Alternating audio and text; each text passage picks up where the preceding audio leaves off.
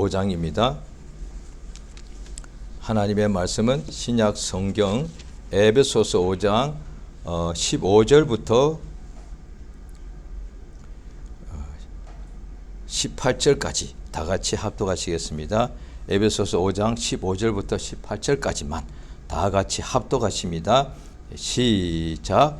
그런즉 너희가 어떻게 행할 것을 자세히 주의하여 지혜 없는 자같이 하지 말고 오직 지혜 있는 자같이 하여 세월을 아끼라. 때가 악하니라.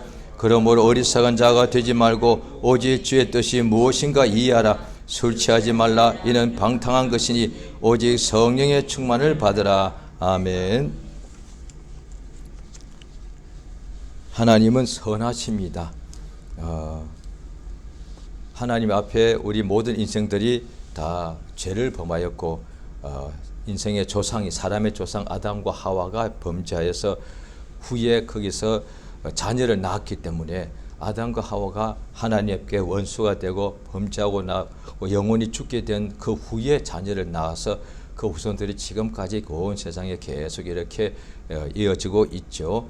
그러면 이제 아담과 하와는 범죄하기 전에는 하나님의 음성을 듣고 에덴에서 하나님의 명령대로 이렇게 일을 하고 살았는데 하나님께 범죄하고 난 후에서는 그의 에덴을 지키는 직분에서 쫓겨나고 그 다음에 그들이 얼굴에 땀이 흘려야 음식을 먹게 되었죠. 그때부터 이제 자녀를 낳았는데 성경에 보면은 하나님께서 그 아담부터 훨씬 후에 모세로 통하여 하나님께서 또 이렇게 율법을 주지 않으십니까? 그 중에 율법에 다 계명이 600가지가 넘는데 가장 대표적이가 우리가 알고 있는 십계명이죠.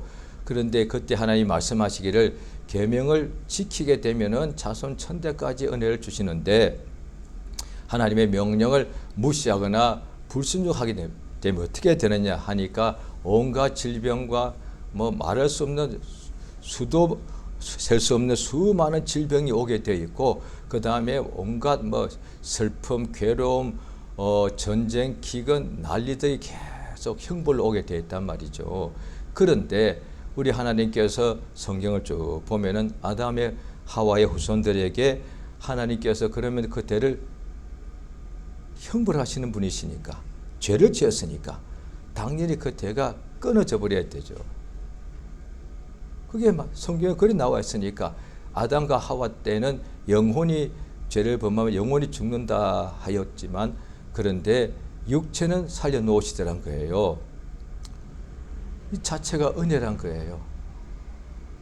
왜냐하니 우리가 여러 가지를 볼 때에 가장 큰 죄인을 지금도요 이 민주적인 사회에서도 법이 있어가지고 가장 죄질이 나쁜 사람을 감옥에 일단 가두고 그 다음에 판결을 내리고 그 다음에 3번까지 본인이 항소하면 끝까지 가가지고 판결을 내리고 그 다음에 사형을 판결 내리고 나면 사형 집행을 해서 세상에서 더 이상 살지 못하게 한단 말이죠. 그럼 하나님께 범죄했는데 또 옛날에 우리나라 100년쯤 전에는 왕이 모든 것의 주인이었죠. 왕을 어기게 되면 어떻게 되느냐? 그 사람뿐이 아니라 가족, 친족, 3족까지 다 없애버리더란 거예요. 지구상에서 없애버리더란 거예요. 그럼 끝이 나는 거죠. 말 그대로 끝이 나는 거예요.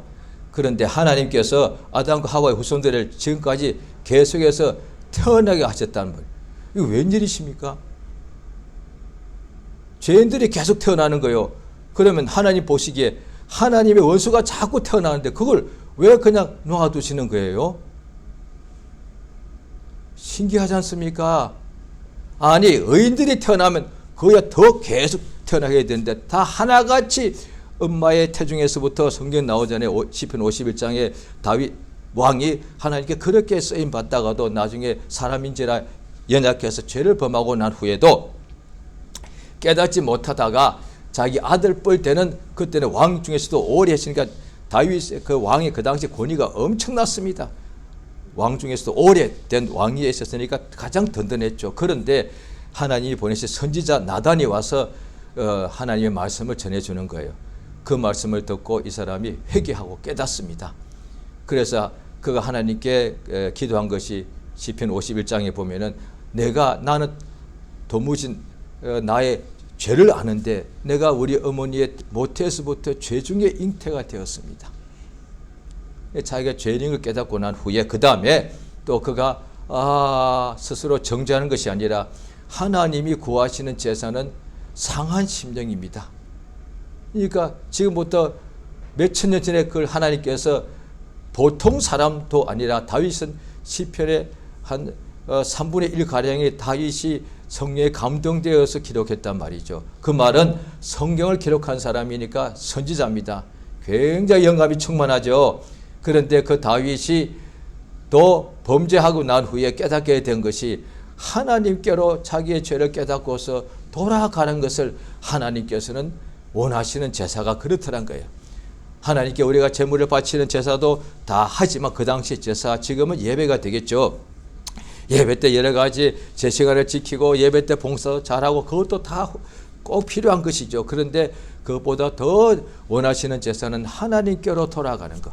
그러니까 예수님도 공생애 하실 때에 거기 때 서기관의 이런 사람들이 율법사들 또 바리새파 사람들이 특별히 하나님 말씀을 그들이 잘 행했다 이 말이죠. 그러니까 당연히 의인이죠. 왜냐하니 율법 말씀은 행하라는 명령이기 때문에 명령을 지킨 사람은 의인이고 명령을 어긴 사람은 죄인이 되죠. 그래서 바리새파 사람들은 항상 하나님께 그들이 여러 가지 금식도 했습니다. 하나님께 예물을 드렸습니다. 하고 했단 말이죠. 안식일을 잘 지켰습니다. 당연히 의인이 맞단 말이죠. 왜? 행동은 그렇게 실제로 했으니까. 그런데 이들이 자기의 겉은 깨끗한데 속에 있는 것을 감추고 있더란 말이에요. 예수께서 그래서 겉으로는 하나님을 굉장히 사랑하고 믿고 의지하는데 마음속에서는 하나님부터 멀어져 있다는 거예요. 입술로는 존경하나 나를 존경하나 마음은 내게서 멀도다.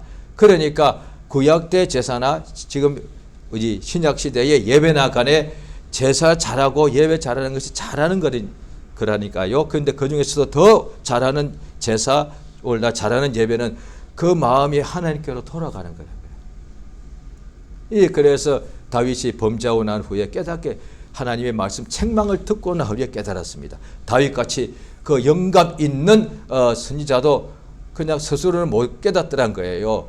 그런데 하나님의 말씀을 듣고 난 후에 깨닫게 돼. 그래서 성경 말씀이 필요한 거예요.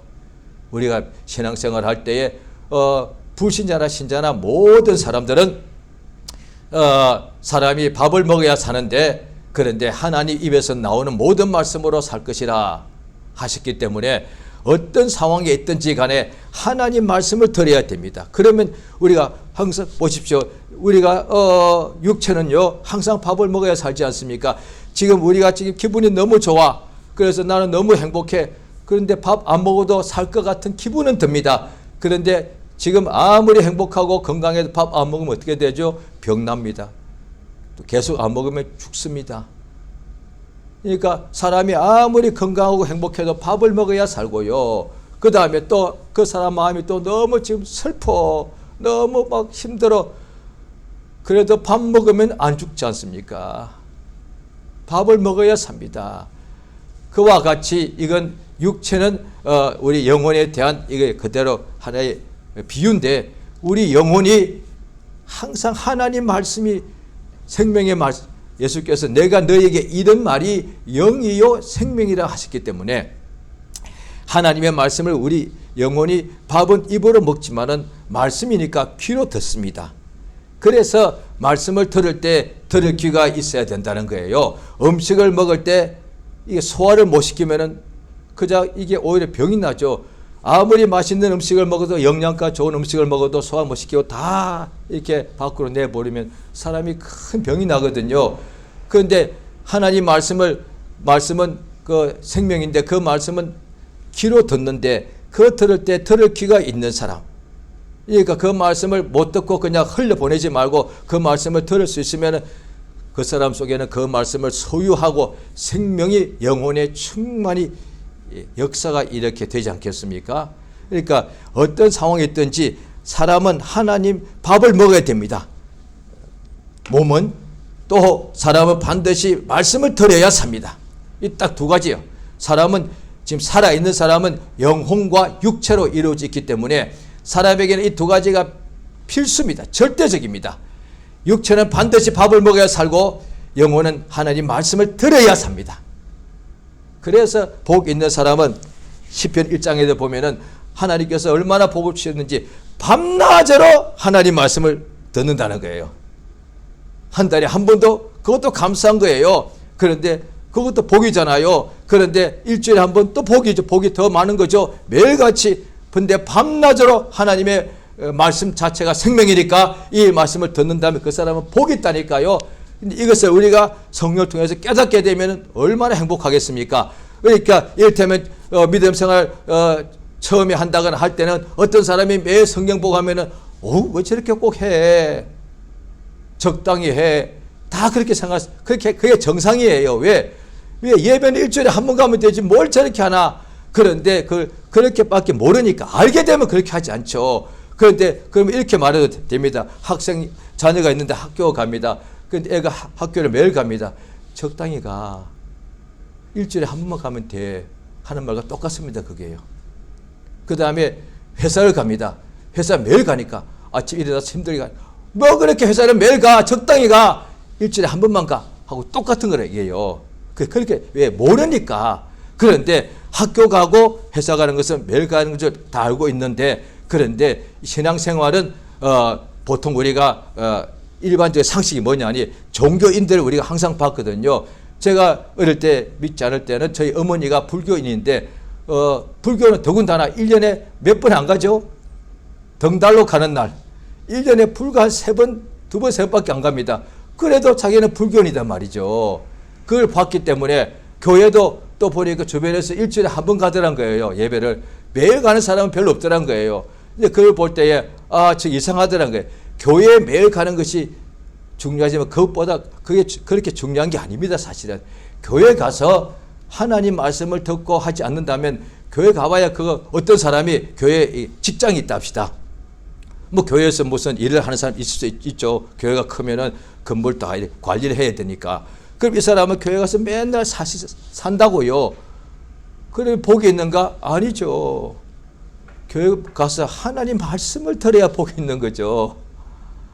그러니까 교회 가서 매일 강대상을 매일 닦는 사람이다. 무슨 소용이 있어? 하나님 말씀을 들어야 영혼이 사는데. 근데 복 있는 사람은 내가 교회가 직장이 교회도 아니요. 그런데 나는 교회를 어떻게 갈 수 있는 너무 환경도 없고 내가 어디 갔는데 그 교회가 없어. 그런데도 큰일 났네. 아니요. 날마다 하나님 말씀 들으면 그 사람이 가장 복이 있단 말이에요.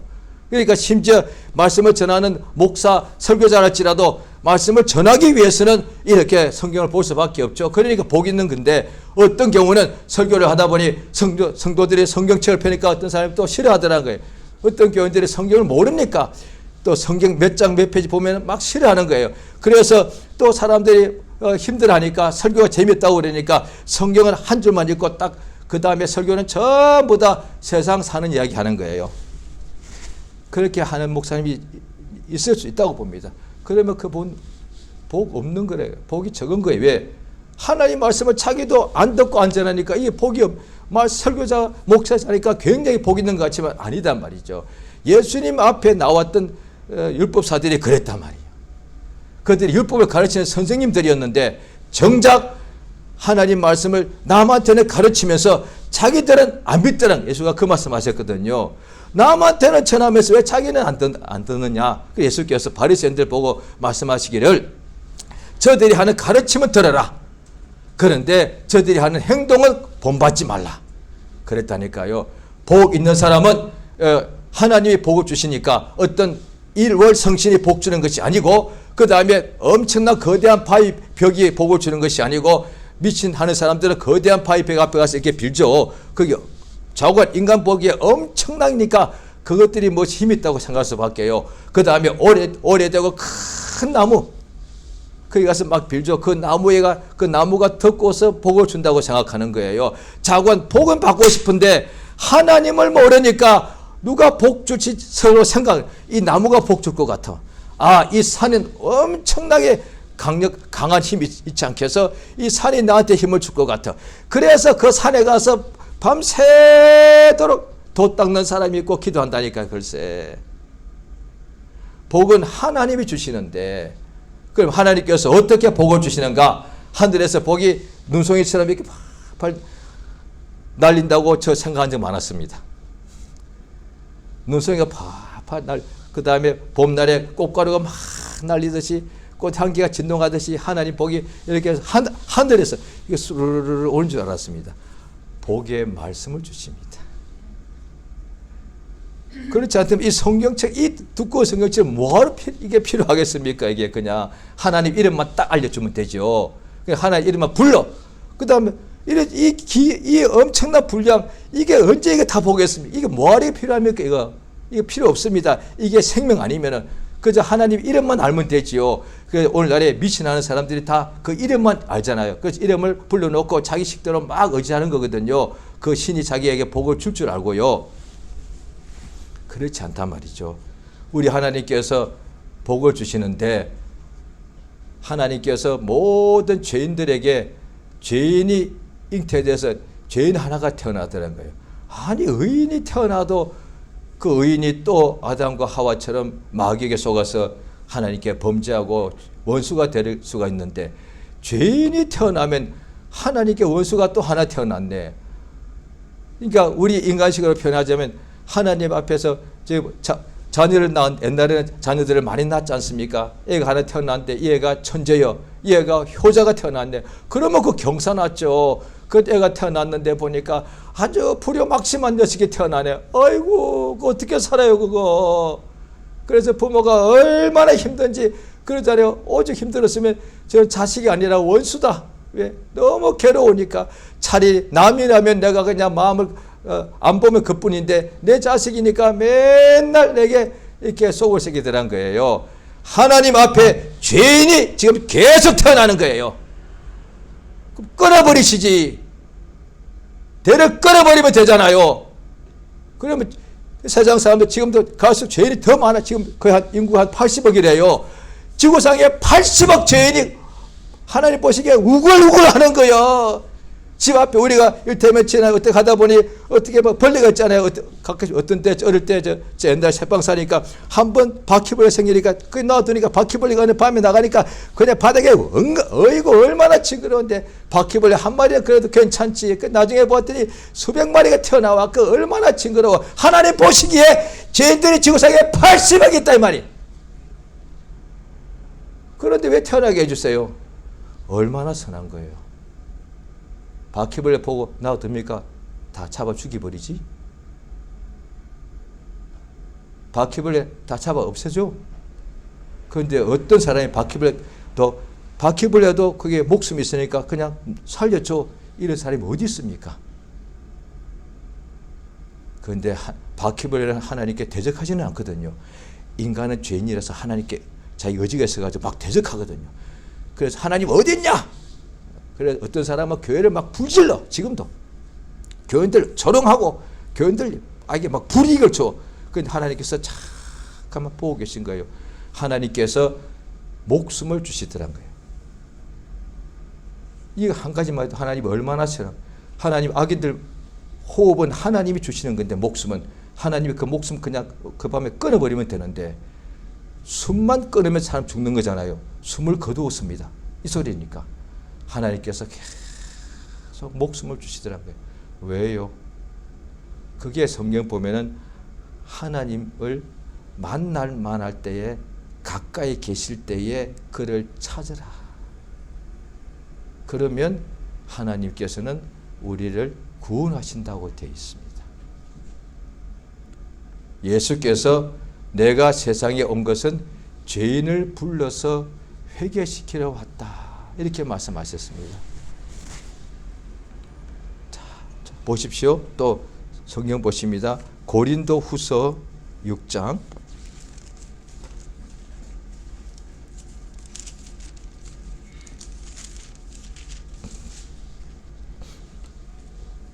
고린도 후서 6장 1절 2절 같이 읽겠습니다. 고린도 후서 6장 1절 2절입니다. 같이 읽습니다. 시작. 우리가 하나님과 함께 일하는 자로서 너희를 권하노니 하나님의 은혜를 헛되이 받지 말라. 가라사대 내가 은혜 베풀 때에 너를 듣고 구원의 날에 너를 도왔다 하였으니 보라 지금은 은혜 받을 만한 때요 보라 지금은 구원의 날이다. 왜 하나님께서 죄인들이 계속 태어나도록 또 오히려 뜨면서 죄인들이 지금 뭐 온 상에 충만하단 말이죠. 번성하게 되었으니까. 그런데 하나님께서는 그 죄인들이 태어나는 것을 왜 자꾸 허락하시는가 하니 죄로부터 구원하는 것이 하나님의 하시는 일이니까. 죄인들을 구원하는 것이 하나님의 일이시니까. 그리고 오늘도 하나님께서 죄인 하나가 태어났습니다. 그 말은 하나님은 그 죄인을 구원하는 하나님이시니까.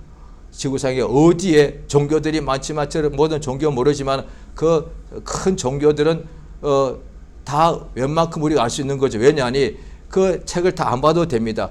우리 기독교도 똑 마찬가지입니다. 중요한 것은 이미 일반 상식으로 다 이야기했기 때문에 가장 핵심되는 것은 어느 종교든 간에 가장 중요한 것은 이미 일반적으로 다 말해서 사람들이 상식으로 다 알고 있습니다. 기독교는 사랑의 종교하듯이.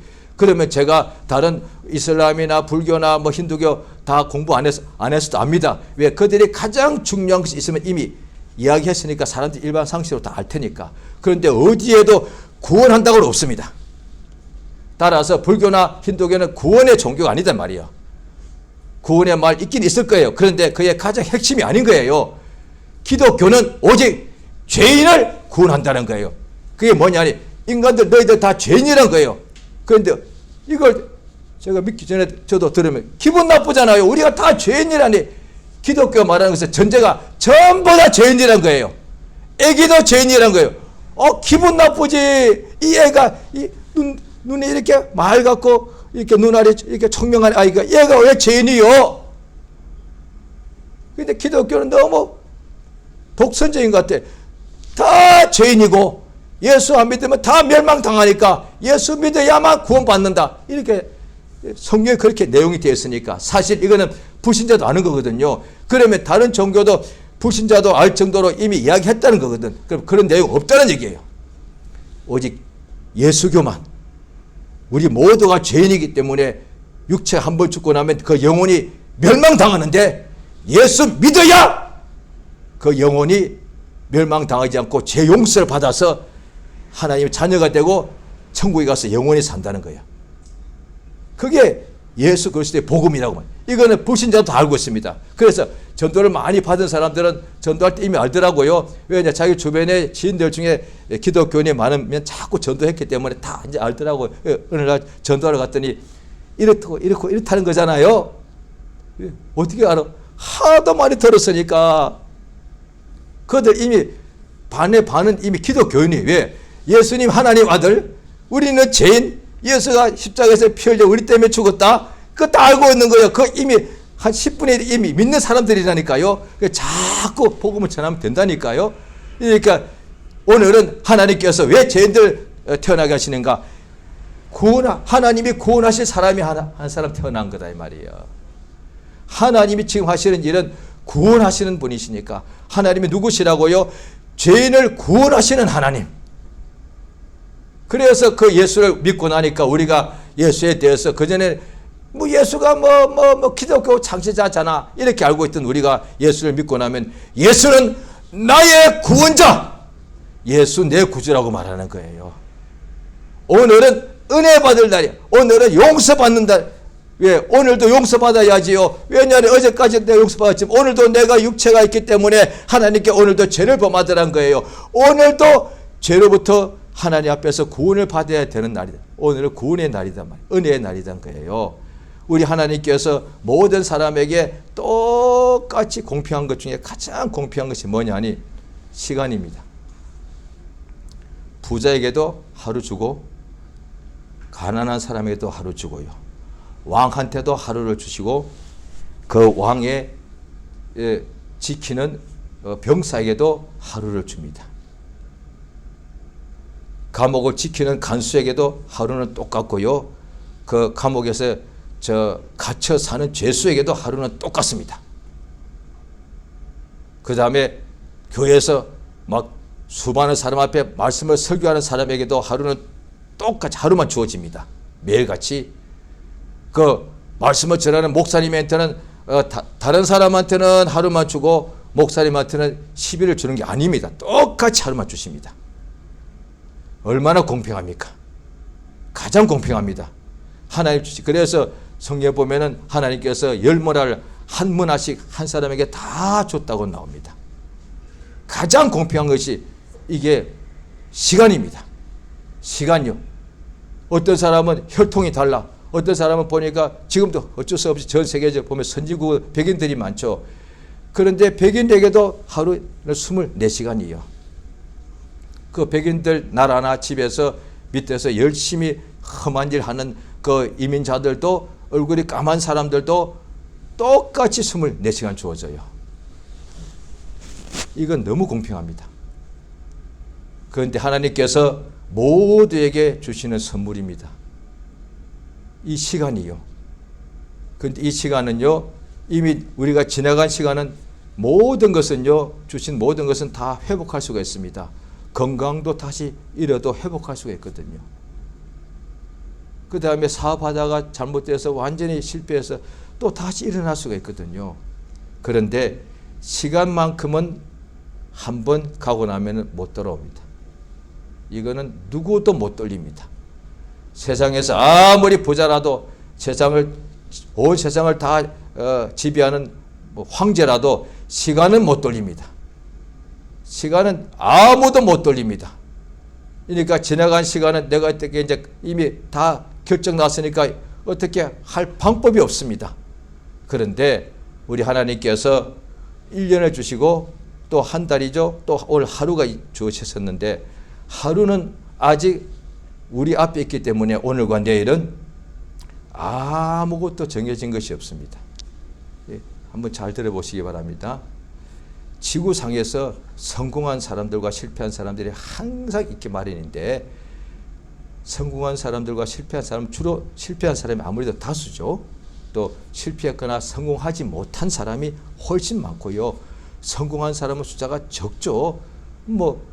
한 10%나 그렇게 하면 될 것 같습니다. 어디는 그보다 더 적을 수 있고 어디는 조금 더 많을 수가 있고 그렇겠죠. 그래도 성공한 사람은 똑같이 태어나고 똑같이 아기로 태어나고 똑같은 학교를 다니고 그랬는데 성공한 사람은 숫자가 적습니다. 그런데 성공한 사람의 공통점이 또 있는데 가장 하나는 이겁니다. 같은 시간이 주어졌는데 다음에 운동선수를 합시다. 축구선수를 합시다. 똑같은 시간이 24시간 주어졌는데 보통 축구선수들은 오늘은 좀 하다가 쉬어. 한창 때 10대, 20대 육체 전성기니까 놀고 싶어. 애인도 만나고 싶고요. 다 그 정도 합니다. 사실은요. 다른 사람보다 축구는 조금 더 연습 더 하겠죠. 그런데 거기서 성공한 사람은요. 오늘 시간 주어졌습니다. 가서 또 공차는 연습합니다. 같은 선수들끼리도 좀 미쳤어. 공부도 똑같습니다. 똑같이 오늘 하루가 주어졌습니다. 그런데 많은 공부하는 학생들은 오늘 좀 이따가 해. 내일 하면 되지. 다 이렇게 생각합니다. 그런데 공부 어떤 애는 오늘 똑같이 주어졌는데 한창 나이 드니까 나도 막 놀고 싶고 막 연애도 하고 싶은데 게임도 하고 싶은데 그냥 공부해. 당연하죠. 그렇게 공차는 사람이 1등하게 되어 있고 그렇게 공부하는 사람이 1등. 그거 너무 당연한 거 아니에요. 그러면 왜 성공 못하느냐. 그 시간에 그 안 하고 딴 거 했잖아요. 놀고 있었거나 게임하고 있었거나 잠을 자거나 그런 거잖아요. 그건 너무 똑같은 거예요. 사업도 똑같고 직장생활도 똑같습니다. 심지어 신앙생활도 똑같습니다. 생활이다 보니까 어떤 사람은 똑같이 나랑 똑같이 그때 새신자였는데 어떤 사람은 왜 저렇게 믿음이 좋아졌어? 일주일에 한 번씩 밖에 안 봤으니까 모르죠. 왜 일주일에 한 번 나랑 똑같이 예배 나왔는데 왜 저 사람 믿음이 저렇게 자랐지? 그런데 일주일에 한 번 위에 평일날에 나는 바쁘다고 성경 이따가 봐야지 다음 봐야지 성경 볼 시간 어디 있어? 또 봐봐야 뭔지 모르겠고 머리만 아파 졸리게만 해. 기도 아이고야 기도가 10분도 안 되는데 10분만 지나면 막 졸리고 딴 생각이 나는데 그런데 어떤 사람은 그 시간에 막 기도하더란 거예요. 기도가 재밌냐 물어보면 재미없죠. 그런데 왜 해? 아무리 성경을 읽고 보고 또 설교를 듣고 또 믿음의 선배들에게 믿음이 성장하고 싶으니까 믿음이 좋은 사람한테 이렇게 이야기를 듣는 거니까요. 사업 성공하고 싶으면 사업 성공한 사람한테 이렇게 배우듯이. 그런데 세상에서는 사업 잘하는 사람들한테 배우려면 돈을 많이 주고 배워야 됩니다. 그런데 믿음은 그보다 훨씬 더 가치가 있는데도 돈 안 받고 가르쳐 주지 않습니까? 이야기 들어보니까 성경 매일 읽어야 돼. 나도 처음에는 몰랐는데 나도 일주일에 한 번 예배만 가면 되지 이렇게 했는데 성경을 매일 읽어야 되더라고. 그런데 처음에는 힘들더라. 뭔 뜻인지 모르니까. 그 다음에 더 힘든 것은 기도야. 기도는 눈을 감고 하니까 졸기만 하고 막막하고, 성경은 눈에 보이지만 기도는 그냥 막막하게 눈 감고 하나님 아버지, 실제로 하나님 아버지가 보이지도 않으니까 막막합니다 이거요. 그래서 어떤 사람은 기도를 썩어서 잃는 거예요. 그런데 계속 하다 보니까 기도가 어느 순간부터 거짓말처럼 응답이 오더라고. 그래서 너무너무 좋았다는 거죠. 자, 세상에서도 이렇게 말하는 사람들 도 있습니다. 과거는 이미 바꿀 수가 없습니다. 이미 지나간 어제는 내가 못 바꿉니다. 그런데 오늘부터 내일 미래는 자기가 만드는 겁니다. 이거 기가 막힌 겁니다. 이게. 그래, 세상에서 성공한 사람들은 다 이걸 알아. 앞으로 내게 주어지는 시간, 앞으로 뭐 수백 년일 수도 있고 수십 년 아니면 오늘부터, 오늘 하루부터 있잖아. 또 오늘 지나가면 내일도 또 하루가 오늘이 주어지고, 오늘 일을 할 때에 자기가 만들어가는 거예요. 자기 의지가 선택하는 겁니다. 잘 들으세요. 오늘, 아직 오늘은, 내일은 아무것도 안 정해져 있습니다. 나나 옆 사람에 똑같이 주어져 있습니다. 이 시간에 내가 뭘 할지를 내가 하는 대로 이루어집니다. 너무 중요합니다. 내가 이 시간에 내가 공부해야 되겠다. 또 다 공부해야 되겠다. 이렇게 내가 공부하면은 성적이 올라가고 내가 일해야 되겠다. 내가 공을 열심히 차야 되겠다. 라고 내가 나를 만들면요. 계속 이렇게 오늘도 공차고 하면 1년쯤 지나면 공차는 최고가 되어 있습니다. 내가 나를 만드는 거라니까요. 그런데 그렇지 않은 사람들은 아이고 저 사람보다 타고난 거야. 거짓말이야.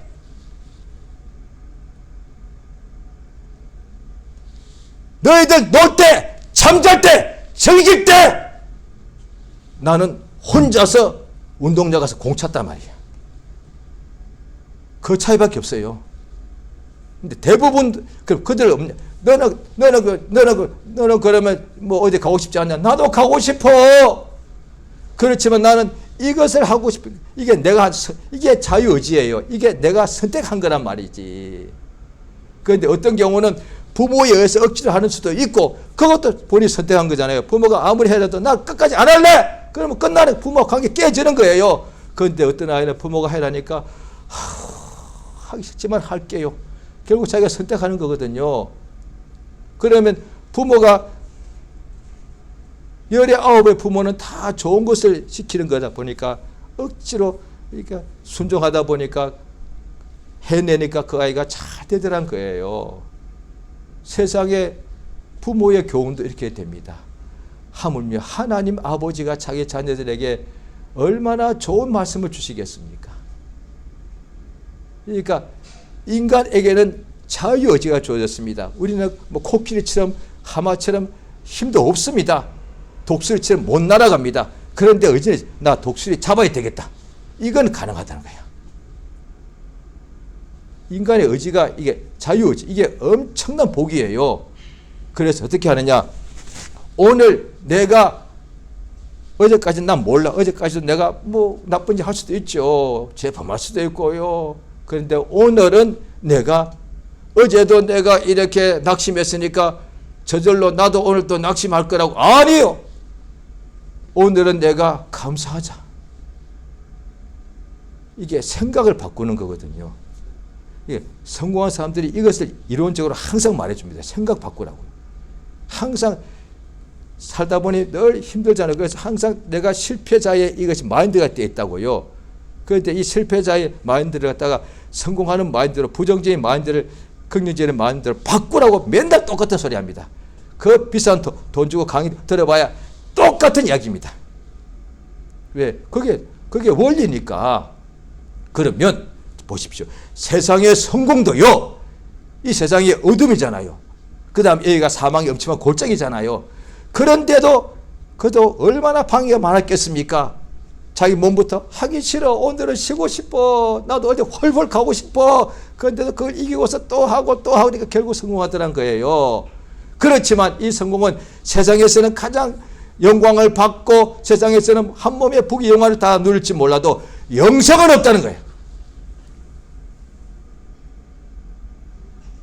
하나님의 명령대로 순종하는 것, 믿음의 성공이라는 것은, 이거는 현세나 내세에서도 해와 같이 빛나는 영광을 받는다는 거예요.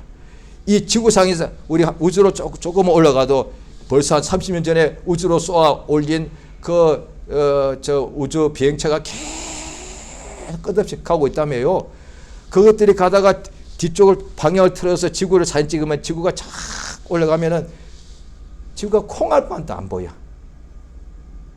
그런데 거기서 인간들은 우리가 최고다, 여기가 전부다, 이 지구의 영광이 얼마나 좋으냐, 지구에 있는 꽃들이 얼마나 아름다우냐, 무슨 소리요. 우주 속에 그 끔끔한 칠흑 같은 속에서 콩알만 하는 것이 지구요.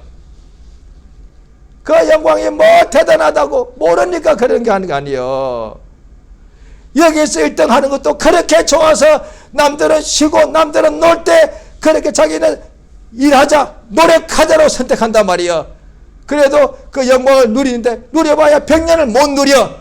그런데 하나님의 말씀대로 내가 순종하리라, 감사하리라, 기뻐하리라, 기도하리라 선택하게 되면은 이 우주보다 더 큰 하늘나라에 들어가서 해와 같이 빛나게 된다는 역사가 있습니다. 자, 우리 성경 보십니다. 구약 성경 신명기 30장입니다.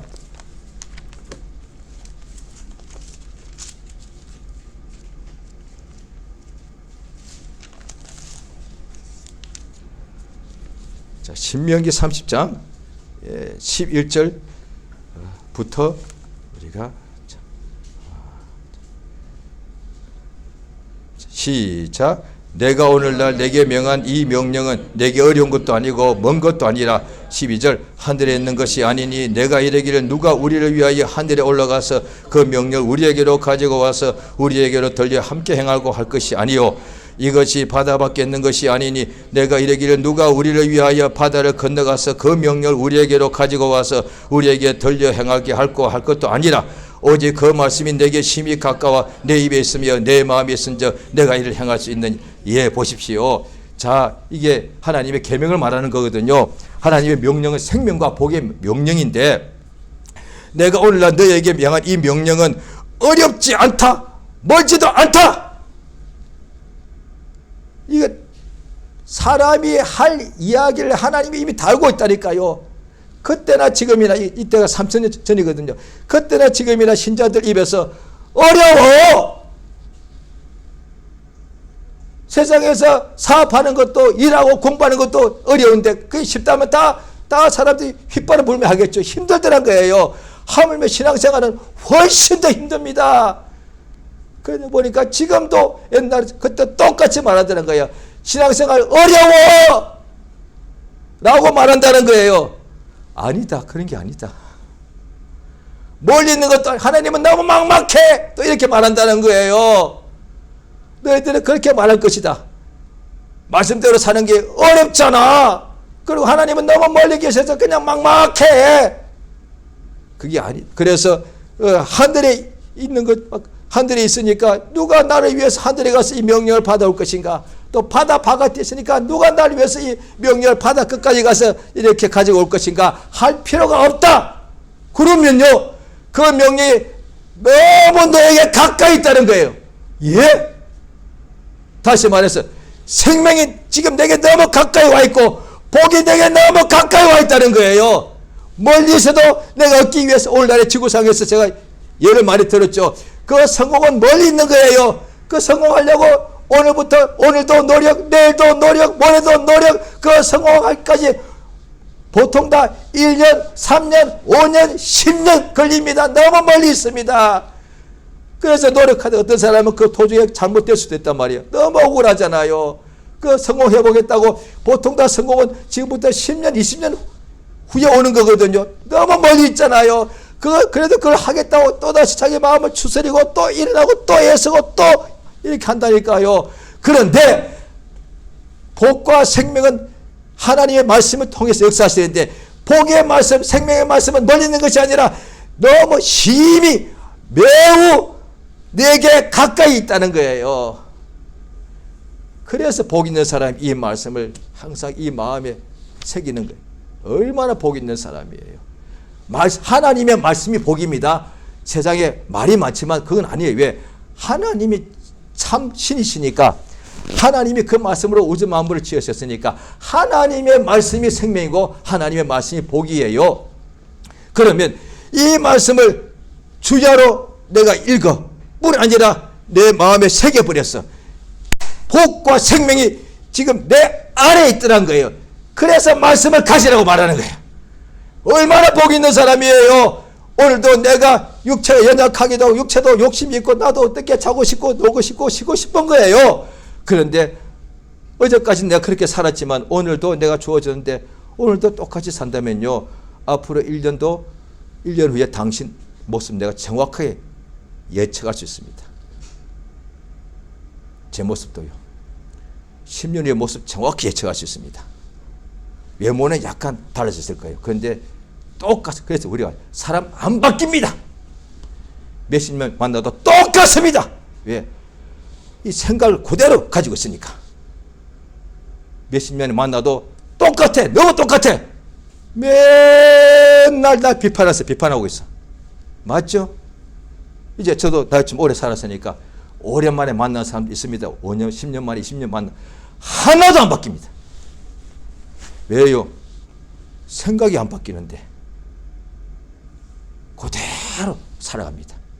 항상 비판할 사람 비판하고, 항상 자랑하는 사람 자랑하고, 항상 우리 옛날에 어른들 보면은 항상 입만 열면 자기 집 뭐 가문 자랑하는 사람.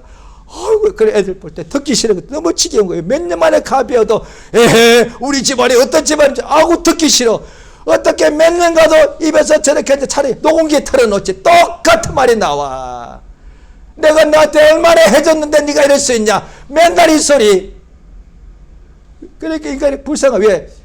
앞으로 자기 시간이 주어졌는데도 과거 가지고 그대로 살아가는 거예요. 그러면 시간을, 그런 사람은 50년 더 살아와야 아무 소용이 똑같은 밖에 없으니까.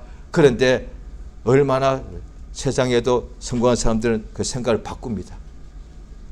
그래서 세상에서는 성공합니다. 그래도 영생은 없죠.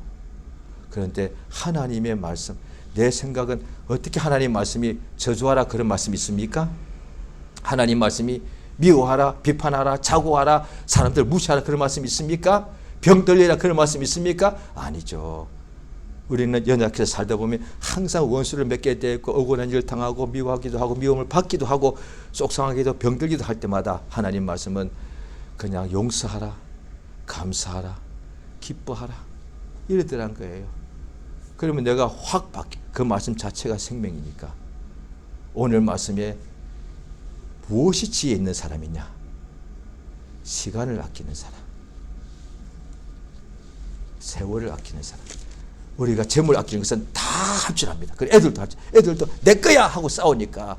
그런데 시간이 내 거라고 싸우는 사람 좀 나 봤으면 좋겠어. 나 좀 만나. 죄송합니다. 나 좀 만나자니까.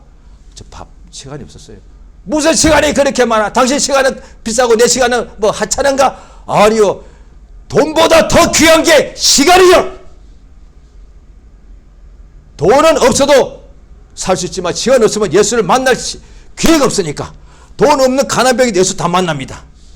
건강 잃어버린 죽은 자도 예수 만납니다. 소경도 예수 만났습니다. 그런데 시간이 없는 사람은 예수 못 만났습니다. 세상이 없으니까. 세월을 아끼라는 이 말이 원어가 기회를 사용하라는 뜻입니다. 더 하면은 기회를 최대한 이용하라는 뜻입니다. 그게 뭐예요? 시간이 내게 주신 기회단 말이에요. 그러니까 지혜로운 사람이 뭐냐? 시간을 아끼는 사람이에요. 누가 어리석은 사람이냐? 이 시간을 많다고 보고 그냥 방탕하게 사는 사람. 이 사람이 가장 어리석은 사람이에요. 그러니까 시간을 아끼는 사람은 하나님의 뜻을 아는 사람이라고 되어 있다. 오늘 본문이 그 이야기예요. 하나님의 뜻이 무엇인가 이해하라. 세월을 아끼라. 때가 악하자. 술 취하지 말고 방탕하지 말고 성령의 충만을 받아라. 그러니까 오늘 하루부터 시작하시면 됩니다. 오늘 10년 후까지 하면 너무 기니까 막연할 수 있고요. 1초 하면 1초는 금방 지나가니까 안 되고요. 오늘 하루 내가 선택합니다. 오늘 내가 감사하자. 오늘 내가 몸을 어디 집에 있든지 길에 있든지 직장에 있든지 친구 만나든지 간에 오늘 나는 감사하자. 감사하리라.